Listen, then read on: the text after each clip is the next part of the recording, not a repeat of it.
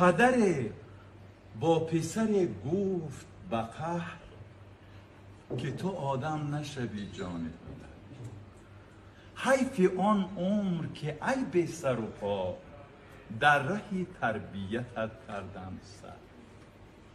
دل فرزند از این حرف شکست، به خبر از پدرش کرد سفر. رنج بسیار کشید و پس از آن زندگی گشت به کامش چو شکر. عاقبت شهرت و والایی یافت، حاکم شهر شد و صاحب زر. چند روز بگذشت و پس از آن امر فرمود به احضار پدر. پدرش آمده از راه دراز نزد حاکم شد و بشناخت پسر.